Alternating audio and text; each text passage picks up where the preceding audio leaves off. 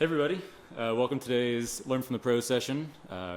I'm Josh from Ox. We're here with a good friend of mine for a long time now, 7 years, 8 years? 7 or 8, getting there. Kenji, representing Front. We're going to talk about customer success. So Kenji, how did you get started in customer success? And tell us just a little bit, and then we'll go into who you are and go from there. It's interesting. I think I have to go really far back to explain how I actually got into customer support. The first job I ever got was at a company out here in the Bay Area, tech company. And the reason I came here was actually to save more money to go back to Japan, which is where I really wanted to live. And I looked at it like, whatever comes along, I'm going to take it. So there was this Indeed job post, they hit me up. And I went, and it was this really small startup, like 5-10 people. And I got hired the day of, and I took it, and what I learned was I'm really actually pretty good at this. I like it. I like the Bay Area, and I like who I work with. So 8 years later, here I am. Very nice. And so I actually want to rewind a little bit. So I want to learn a little bit about you, something that no one else will know about you, like a lesson that you learned a long time ago that's helped guide you to who you are today, and that you carry with you day in and day out in the workplace. Yeah, for me, I really harp back on that Japan experience, that Japanese experience. The lesson I've carried with me my whole life is just, what I learned from my grandma. And what I learned from her is she's just the most hardworking person. She takes pride in everything, that she does, whether it's like folding the laundry or, sweeping the floors. I think it's a very Japanese thing. If you haven't figured out, I'm part Japanese by my name, but no, it's just a part of the culture. So no matter if you're a CEO, if you're someone in support like me, or you're a janitor, you take pride in what you do, and you do the best job that you can every day, and that's something I've kind of always kept with me. Amazing. So tell us a little bit about this first company that you started at, and what the team was like, what you learned, and kind of unveil what customer support meant to you. Because that's a little bit different than what I would think a lot of people would think customer support is. I feel like the way that you do it and the way that companies are doing it now is very different from how it used to be done in the past. Yeah, I mean, it wasn't even that long ago when I started doing, customer support. I think 8 years ago was totally different. My view when I thought about doing customer service was, you're on the phone, customers are mad at you, you're dealing with returns. I guess I had a misconception of what it was. When I started working at this company, which is a tech company in the Bay Area, it was really small at the time. I was literally the first, support hire. So I had to figure a lot of things out. And I think what I learned the most is when they started bringing in management. Obviously I was too new. I didn't know what I was doing. I knew how to help customers. I didn't know how to lead a team at that time. And I think the thing that I learned the most was this kind of old school. They'd bring these like really experienced managers who had like 20 years, working in a call center, and it doesn't translate today. Okay. Like they bring their really hard mentality, like you got to crush tickets. And to me, I thought, if I had a chance to do it, I would do it my style, my way. And I think it'd help for me to go through, from the bottom up. And I've experienced it, so I want to always take that with me. Amazing. So you found very quickly that there's a better way to do it and a not so good way to do it. 100%. What would you say are the main differences between the two? The main differences are, treating your team like, teammates. I mean, actually like genuinely caring about your team. And I think the other approach is you're looking at every person as a number, as a interval, as a, your FCR, your head count on a stat sheet. And I think now it's like you really have to invest in, each and every person that comes into your team, especially smaller support teams. Every hire counts. Even when it gets to that point, the biggest, the team that I managed was about 300. Even at that point, you have to care. You have to go on site. You go wherever they are, and that's the difference. You just have to care more. Okay. And so does that translate to the customers then? It does. When you have happy employees who love what they're doing, they're passionate. I mean, customers pick that right up, and it shows. Yeah. So, I mean, conversely, if you were to get on the phone and you're in a tough spot, your business is being affected by a product, and you talk to somebody that's not having a good day and they're upset and they're short and not being, compassionate or maybe empathetic to your issues, do you feel like that affects their experience down the line? I think so. I mean, I think so. Something I'm working on with my team right now is empathy burnout, because by nature, if you're good at customer service, you love people, like you love helping people, but also everyone's got their own issues. We've got our own problems. So you kind of stack that on top of yourself. So that's something I'm trying to work on is not taking that home. But I would say being empathetic is really important. And the thing I'll never forget is when I was working in my first company, the way we built empathy is we actually had to work in the restaurants that were using our software. So I was working in this food truck and, tiny space. And I got to feel, unfortunately and fortunately, like what it felt like to have 100 customers waiting, on the street in a busy San Francisco intersection, and me there trying to make my software work. And then I got it. And I kept doing that with every employee. It makes you take, yourself and your frame of mind and put it in the shoes of somebody else and see everything through their lens. Right? Exactly. Yeah. Yeah. Very cool. I think a practice at that company also that I thought was pretty cool is having new employees start in support for a couple of days, right? Yeah, I mean, it's something I do right now. So I work at a company called Front App right now, and the really cool thing about empathy is we use our own product for support. Amazing. So we use Front to support our customers. So you kind of get this built-in empathy because we use it. We know what's not working, what's working. But we've just launched this. It's called Support You. Okay. And basically every single new hire, whether you're the CEO, whether you're the head of sales or you're a recruiter, you get 2 weeks of product and support training. Very nice. And the reason we do that is we know it's a big investment of time, but you're going to know the product. And we all know like product knowledge will get you really far in your company. And if you're a salesperson, that's only going to help you be better. And no matter what you do. And that's kind of the thought behind it. Very cool. And Front App is a product to support customers, right? In a very efficient and effective way. Yeah, so it you makes can. Total sense. Exactly. Yeah, that's right. Amazing. Okay, so let's move towards what does a good hire on your team look like, and how do you pick out kind of the diamond in the rough when it comes to hiring somebody? What do you look for? Being somebody that's built multiple teams now to this point successfully. What are kind of like if you were to give your younger self advice, or maybe like a niece or nephew, what would you say to be very good at, what not to do, and, maybe what skills to learn? Yeah, I mean, definitely if I was giving myself advice from before is that all experience is relevant. If you're a server at a coffee shop, that's relevant experience. So think of it that way. Don't feel intimidated by the job posting. When we create these posts, myself included, we list out this crazy amount of traits, and you think like, that's not me. Right. There's no way I'm ever gonna. Nobody's this perfect, and they're really not. And when it comes down to it, when we start talking to a candidate in person, the questions that I ask are crafted more towards their personality. I can teach the product. You can teach the product. Like no matter where you go, it doesn't matter if you worked at Salesforce for 10 years, it's not going to translate to Front or to Ox or to wherever you work. Yeah. So I'm really focused on, is this person really passionate about it? Is there something about their previous role that I could kind of transform? And my best example is a woman on my team right now. She used to be a teacher, and she actually taught in prisons, right? And you wouldn't think that that's a natural fit for customer support. But if you think about it, she could probably deal with stressful situations really well. She can create content. She knows how to do that from her teaching background. And you find someone who's passionate about that, they can learn the product. Everything else kind of comes naturally. Yeah, I bet she's also very good with empathy. So she 100%. Knows what she says, how it's going to be, perceived by people that were in a difficult situation like prison. Exactly. Very cool. Yeah. What else? So what not to do? What not to do? I would say, some no-nos are just, it's an interview, and I know we're all trying to be ourselves. It's like a first date, right? You want to impress the person you're talking to, but be vulnerable if you can. Yeah. Like one question that I always ask is, tell me about a difficult time or something that you overcame. Use those opportunities to really open up. Like let them get a preview. Don't be afraid to dig deep. I've had people just really go deep and tell me things they probably wouldn't tell anybody else, but for some reason they want to tell me, and I love that because I even on a phone interview I get a sense of who they are, even in those 30 minutes. You're a neutral third party. That's right. Yeah, like a therapist. That's funny. Yeah, free therapy. Yeah, but I would say that just be vulnerable, be yourself.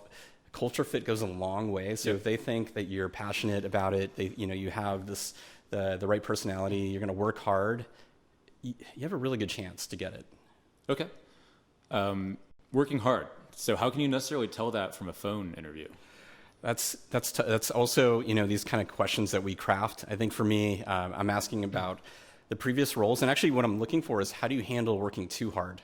Right. How do you handle burnout? Yeah. And that's something I've true. been asking recently, because if you want to get a job in customer support, you got to know part of it is very repetitive. You know, there's amazing things about it, but I think the thing that tends to burn people out is the repetitive, whether you're doing tickets or these transactional, things with customers, and that empathy wear down. But I'm looking for someone who can handle that. And they're self-aware. They know how to take breaks and whether they do yoga or meditate. And I'm looking for stuff like that. Like how are they going to handle that? Yeah, somebody can find their own balance and stick with it.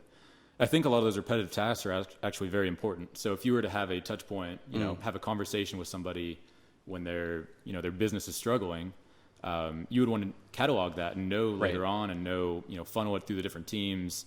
This happened, therefore we took this action. So it's actually really important to do all those repetitive tasks, right? It is, yeah. So again, it's like I say repetitive tasks, but I want someone who's going to look at it as a challenge. It is repetitive, but if you look at it as an opportunity to learn, to become really good, to learn as much about the product as you can. I think if I can leave one piece of advice is, you get your first support job, whatever you get.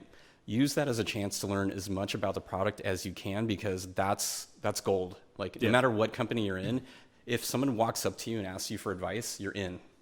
You're the product expert. Right. Like they care about what you think. The product manager is asking you, and you've just kind of opened up a lot of doors at that point. Yeah, you're the information on the ground. Right.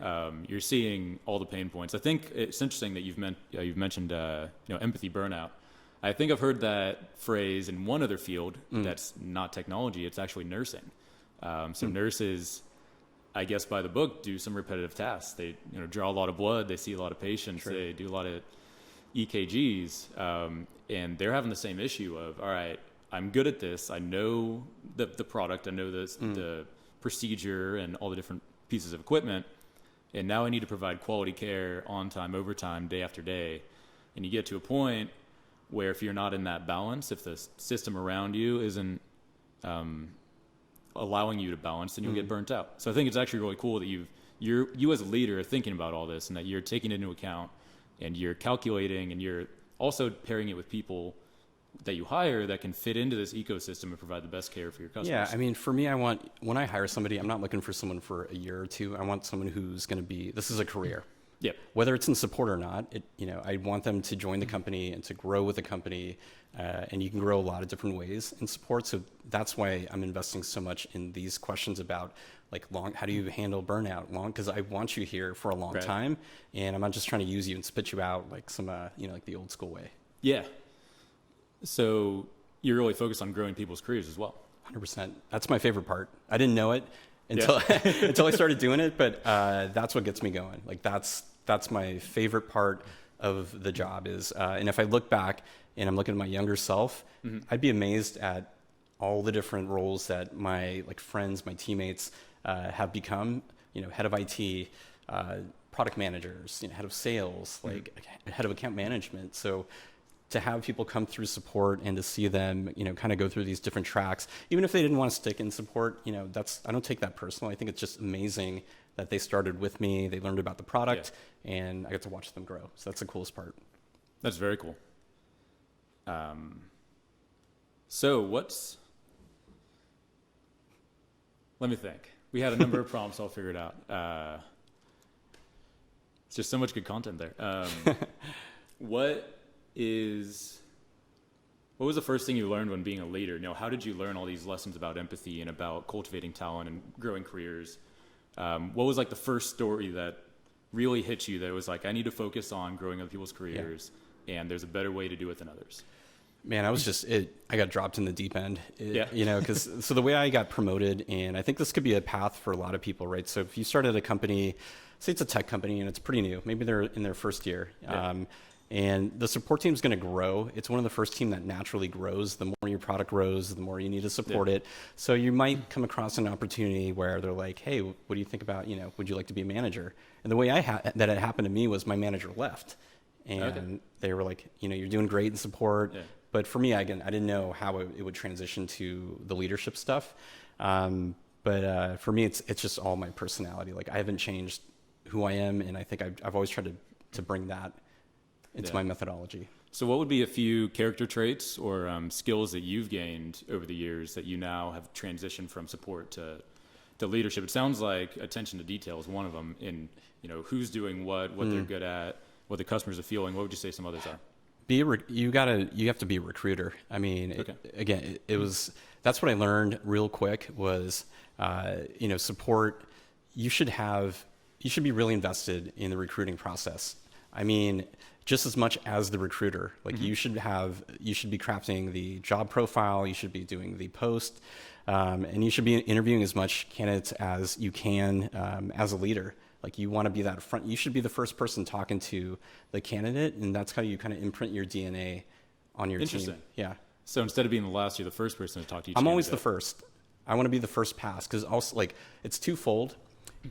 They should talk to me because I want to get to know everybody, but also I want to save my team the time. If I already don't feel like it's a pass, I'm not going to waste my team's time any further. But I think it's great because if you're talking to me, you're talking to the person who can make this decision. So if I really like you on that first call, and maybe other people are doing this too, I think it's great for people who are looking for their first job in support. Amazing. So you find the right person, you get them onto the team. How do you tangibly help them grow their career and move up from, one role to the next? Is there a certain way that you mentor them or coach them? Mm-hmm. What's the cadence of touch points? How are you engaging with them to build them up? Now it's gotten to a really, really good refined process. So weekly, I check in with my team every week. We also have a monthly check-in. And what that looks like is, as broad as from how you're doing to, what are some blockers that you have this week. And then what I do for the career engagement is when an employee starts on my team at the front, I have them fill out when they're ready. It's like you don't have to fill that out the first day, but you can fill out this document, and it's basically, here's what I'd like to do in X amount of years. And there's a matrix of here's where my skills are, here's where I think they need to be for me to get to this point. And I'm there to work with them to get them wherever. I don't look at it as I need to keep these people in support, but I think it's like I almost use the term farm team for, whatever you're going to do in a company. It's like baseball. We're like the Oakland A's of tech. It's just, you can pick and choose, and we get these great, candidates that come through support, and we train them up, and they're product knowledge experts, and they're just a natural fit wherever they go.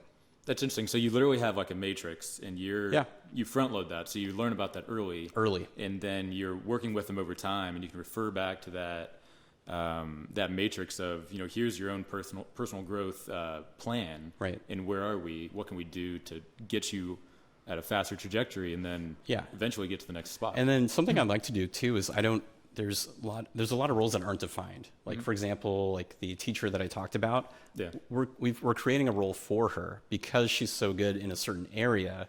But it's also beneficial to support. So creating content, that's a full-time thing, if you need to do it enough. So I'm very flexible in that way. So I think support's really cool because A, you get these routes to, customer success, product, whatever it is. But also B, I made a career in support. Like you can do that too, whether it's management, managing a team, creating content, you can find your way in support. And I think if you talk to your manager and they figure out, what you like to do, they're very inclined to make that path for you.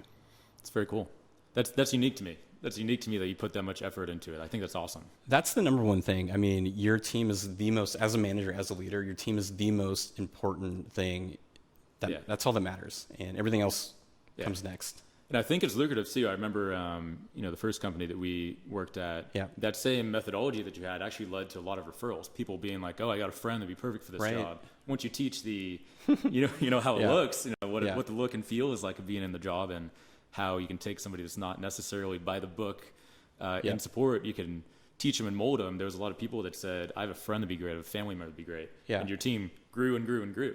It's crazy. And again, I think it's because the barrier to entry is so light for support. You can have any background. I had DJs join our team. They're great friends of ours. And they did amazing. They were actually they were the best at one point on my team that I had. So it's all relevant. So I think that's why support's the best place to start. It doesn't matter what your background's from, as long as you can like focus on your strong points, you get in the right company. Support teams are fun because we come from these crazy backgrounds. Go to any friend that you have, ask them how they got into support. They didn't study support in college. Like there is no major for customer support. Yeah. You get people with music backgrounds, teaching backgrounds, me, a business background, like it's all over the place. And I think it's such a fun place to work because you get this mixed bag of weirdos that you love. And yeah, I look forward to it. Yeah, I think that's actually a good segue. That was what I was trying to think of earlier is, did you go to school to study sport? You mentioned you didn't. I did not. I again, the Japan thing, my plan was, my goal, so I studied international business with a emphasis in Japan, Japanese business, and my goal was to work in Japan somehow. And I did not think I was going to be doing customer support. And I remember the day that I interviewed you, not for support, but for the role. And it's crazy how this whole 360s has happened right now. Yeah, I'm having a moment. Yeah. I think it was interesting too that you mentioned the DJs. So DJs, they didn't study support either. I actually don't think there's any degree in college for support. I don't think so. And we'll get to, I have a follow-up question. Yeah. But DJs, they know the equipment in and out. They know the music. They know the BPMs. Exactly. They know tracks, you know, and they can mix and match from a technical perspective of, the math behind the beats per minute to the key it's in and, the timbre and the tone, and they can mix the two together. And I think that I actually watched that underneath you, that the gentleman you're speaking of, watched that same technicality apply in an amazing way to support when it came to learning the ins and outs of a technology product. Yeah, it's all relevant. It's very cool. Yeah. My follow-up question. So what do you think of the trend of hiring remote employees? I understand it. I think, if it makes sense for your company, I'm all for it. There are some companies that do really great things, like they give you the local salary and you get to work remote. There's tons of opportunities, and there's actually a lot of good resources, Slack channels, like support groups that I'm a part of that have specific channels for this. But I'm a fan. We don't have a work from home policy right now, but I'm very flexible with my team. Yeah. If you need to work from home, you work from home. But so I think there's, just like you were talking about the two sides of the coin with as a leader talking first to a candidate and not, I think there may be two sides of the coin to this one. So what are the pros of having a remote job? Because a lot of people are curious about it. We get a lot of inquiries. Yeah. And what are some of the cons? When would it be better, and when would you learn more if you're in person in an office? I think number one, because my mom works remote, so I know a lot about this. Not everybody is built to work remote, and what I mean is staying in their place, not having that interaction with people. People get cabin fever. Yeah. And so it's not, it sounds great, but it might not be for you if that's not attractive. You can do things like tips that I've heard from people that I know is, if you're going to work from home, make your home your office space, like create that, separation. So even when you're home, like home is work. Yeah. I would say the negatives are, if your company, it's a trust thing. You need to trust, that the employee is going to be more productive working. You also need to build in a lot more communication and make sure that they feel connected to the company. And one, I guess, down or upside is when you have a really strong company culture and it's just building in the office, you feel like you might be missing out on a lot of that. And I think that's what kind of holds some companies back on, like, they want everyone to get the experience in the office and to feel that and to kind of vibe off of that. But yeah, and some companies open remote offices to kind of get the best of both worlds. Excuse me. Yeah. That's interesting. You mentioned working too much and not moderating and balancing, and you also mentioned cabin fever. Those seem like very real things. And when you're in an office, you get the touch points. The conversation. Walking in the door. You're sitting next to a desk with somebody. There's just a little more opportunity for less carpal tunnel and a little more, interpersonal connection with a person next to you. Yeah, and I would say, okay, so if you're listening in and you're trying to find your first support job, the benefit of working in the office is you're present. You're there. They see the impact. Right. The guy comes up to you. He asks you. He can approach you. He or she can approach you.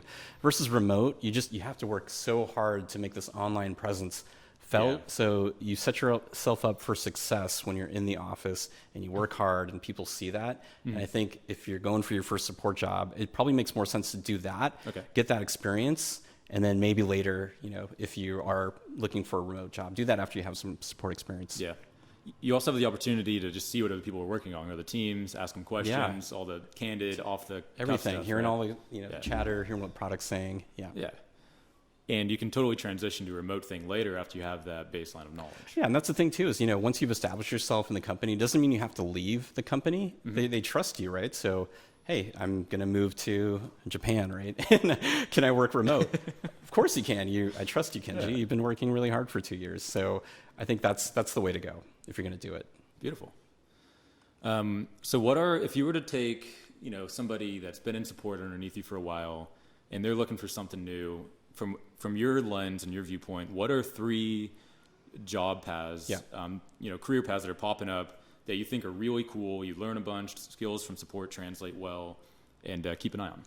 I'd say onboarding is a great path. And so what does that mean for our listeners? That might not know? So onboarding they're the first touch point with a customer. So you're getting the customer, set up. Think of it as, I'll use Front as an example. If a customer purchases Front and they want to help setting up their workflows and making sure everything transitions really well, you have an onboarding agent who will work with you directly. So it's a direct point of contact. So that's kind of what entices you, is that you're working one-on-one with a customer versus kind of one-to-many, but you're making sure they're set up for success. Yeah. The reason it's great for support is you've already got the product knowledge. You already probably know a lot of the customers because you've been talking to them. So it's seamless. It's a no-brainer on that path. I'd say the other path, customer success, that happens a lot with my teams. And again, same reasons. You have product knowledge, you're customer facing, you're really good with talking with customers, and you can learn everything else. And then I would say you can actually go the technical route. If you're a person who I've got people on my team, who have engineering, electrical engineering background, computer science backgrounds. You can do technical support. You can be a junior engineer. You can go to QA. You can be a product manager. So there's really 2 routes. You can take the customer-facing route, or you can kind of go the more technical route. But it's beautiful because you can do both if you really wanted to. You can. That's amazing. Yeah. So, and the difference between those 2 routes, so the onboarding is very interpersonal. Things like empathy are critical. You're one of the first touches that the person has with the company and the product, and you're responsible for teaching, for pedagogy, right? For getting them totally caught up to speed. Here's all the features work. Here's how we work. And you're also representing your company's culture, as does support, as opposed to, and customer success is much of the same, but for a longer time period, right? Onboarding's a short amount of time. Yep. And then the technical route is less interfacing with customers, and more nuts and bolts of the product. Yeah. So, if you're starting and you've already got this path in mind, if you studied something technical, you probably already know that's your route. So really take the opportunity when you work in support, don't look at it as like a pit stop. Look at it as, I'm going to collect as much product knowledge as I can now. I'm going to, I want to be in all the bug meetings. I want to talk to use it as an opportunity to just leverage yourself and put yourself in a really good position to go on that route. Very cool. Yeah. So we've talked about customer support in technology. I'm just curious, is there any killer customer support teams or concepts that outside of technology? So it could be anything from, a car maker to real estate, to like any other vertical. Is there any, and as you're going through and you read the news, anything that stands out? I was actually just reading about this last week, but Southwest is really big for me. I really appreciate how much they put. It's a really all team approach. Yeah. So for example, they have these, their flights, they need to be on time. And if they're on time, everybody gets $65 in their paychecks. Wow. What I took from that was I wanted to do a team bonus, for my team. So it's like, if we all hit this CSAT goal for this month, we'll all get, X amount of dollars. Yeah. But I love that they're really focused on the employees. Like that's really the core of what they do, is if they have happy employees, they'll have happy customers. And I can relate to that a lot. Yeah, so you've been talking a fair amount about, strategy of setting up a team so that everybody works together effectively, the employees are happy, and therefore the customers are happy.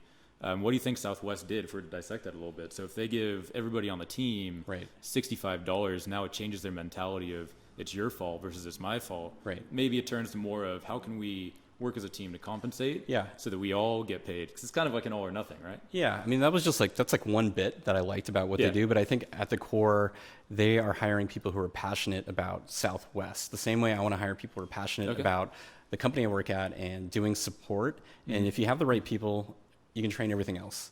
And I think the one thing you can't train is you can't train personality, you can't train hardworking, you know, like those are things that are just kind of built in. But that's what I really admire about what they do. And that's why they're, you know, the most profitable airline, I think, in history. Yeah. Very nice. Yeah. It's amazing they've built that company culture. Yeah, it was a huge turnaround for them because they were tanking at the time. And what they did was they focused on that, on the company culture and customer service and the quick turnaround. And that's what really what took them back. Amazing. Yeah. So if you were to talk to your younger self, is there any other advice that you would give your younger self in navigating? Maybe it's outside of job specific, you know, skills. Maybe it's an attitude thing or a mentality thing. What would you tell your younger self that our listeners can relate to? Yeah, I think I would tell my younger self to not be afraid to say yes to things, you know, because they sound scary. Like I really had to think about taking the management job. I felt like it was an imposter syndrome where I'm like, I'm not ready for this. But I would say, you know, have confidence in yourself, you know, say yes, take the opportunities that you get. And that's what I would tell myself. So at the time, what were the pros and cons of taking that management position? The cons were I was really good at what I did already. You know, I was crushing it as an IC for support. I was the individual contributor, right? Yeah, I was exactly. And I was, you know, I was hitting all the top metrics.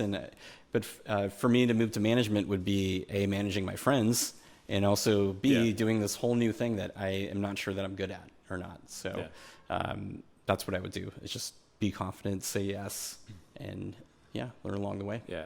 And I think the word confident, you know, a lot of people throw that around, but I think there's a very specific type of confident that gets applied in your case, which is, you know, you can have confidence in yourself in general, but I think it's confidence in your ability to learn something new. Right. And your confidence in your ability to take your learnings and apply it to your situation and figure out over time. Because you're not going to have it right on the first day, right? Yeah, no, that's huge. I'm thinking of a story that I had, which is, you know, you're going to make these mistakes. The things I remember the most from when we worked together are a lot of the terrible times that we had, but it's what I learned from it. You know, the worst experience I ever had was when I got dropped in the Philippines to open up a call center. This is like 2 weeks after I started managing, and I thought I was going there to meet one of the founders, and we were going to go set up this. You know, I've never done it before. I just started managing support. How am I going to build a company from the ground up to, you know, with 100 people? And he left the same day, and I was there, and I just had to figure it out, and I somehow did.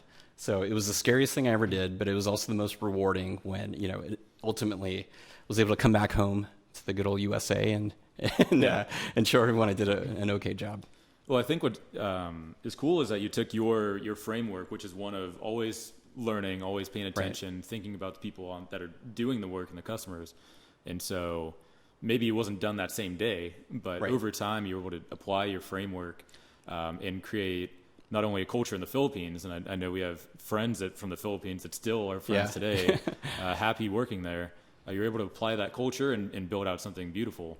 Yeah, and framework. Yeah, and I think it's just like I said, like the going back to the Japanese thing, like the story about my grandma, like just the hardworking ethics, like always work hard. Look at every challenge as an opportunity. You know, the job that I took for support at first, probably one of the lowest paying jobs in the city, but I looked at it like a paid internship. I knew I was going to learn things, and I wouldn't be here today if I didn't do that job. And I love what I do. Yeah. So I think we got a kind of difficult question for you. Ready? Oof. So we've talked about you helping a lot of other people. Yeah. Now we're going to flip it. So tell us, you don't share their names, but about some of the people that helped you along the way. You know, why were they in your life? What were their roles? Were they family, friends, colleagues, managers, or other? And how that affected you and got you where you're at today. Yeah, that's a good question. I mean, for me, it was actually my team, you know, especially when I started out early, having the trust of my teammates really made it an easy transition for me. I don't think I would have got through it if, for example, everybody wanted to have a mutiny and throw me out. The other thing is I have been very fortunate to have great mentors, and I think it's an important thing. So even if you're not in the job market yet, finding those mentors, those connections, you know, wherever you can find them, they're really important. Yeah, I had a really great boss when I worked at a company called Flux, and she really showed me this approach that, you don't have to be, so tough. You can, you can be you, and you can be great at what you do, and you don't have to lose that. And I think that's something that I always try to keep with me. Yeah. And you probably hadn't heard that before. No. You thought there was a certain way you needed to be. You thought a manager looked a certain way, felt a certain way, but that took away from your own unique way to lead. Oh, I have an embarrassing story about that. So that's the good stuff. So this is the most embarrassing thing. So if you ever, if you're in support and then you become a manager, right? Don't do this. What I did was, I'm like, okay, everyone who works with me is my friend. So now I got to be a manager. I tucked my shirt in. Like, I went from wearing t-shirts the next day to tucking my shirt in, wearing a belt, and like, who's this sucker? Like, I would slap myself if I could go back in time for doing that. So, I was trying to be what I thought a manager looked like, what they sounded like. They got to be strict. They have to be this. You don't. You just have to be yourself, and everything else will take care of itself. Very cool. Yeah. Any other, what was that mentor like? You mentioned a very important thing that person shared with you. Sure. How often did you meet with that person? Were you at liberty to share, text a question on the fly? Yeah, I mean, and get guidance right there. Yeah, I mean, I still get guidance from her. Even though we've parted ways and we don't work together anymore, she's still somebody I can reach out to for advice. Have coffee with, and I do the same thing. I have people who, that I mentor now, which is crazy to think about. But it's a great feeling to be able to give advice, and sometimes it's just to. When you're a manager, you just want to talk to other people who are also managers, so you can kind of like, you can vent and you can learn from each other. Yeah. Very cool. It's a great relationship. Very cool. Well, I think it's about all the time we have. We covered a ton of great stuff, and want to thank you again for the time. I mean, we at Aux are, just trying to be candid and tell some of the same stories that you're telling about what it's like to start out and create a culture of it's okay to not have it figured out, and that you can figure it out with a little bit of guidance, step by step, day by day. So we really appreciate the time. Of course, man. And thank you for everybody for joining. Thanks, guys. Thank you.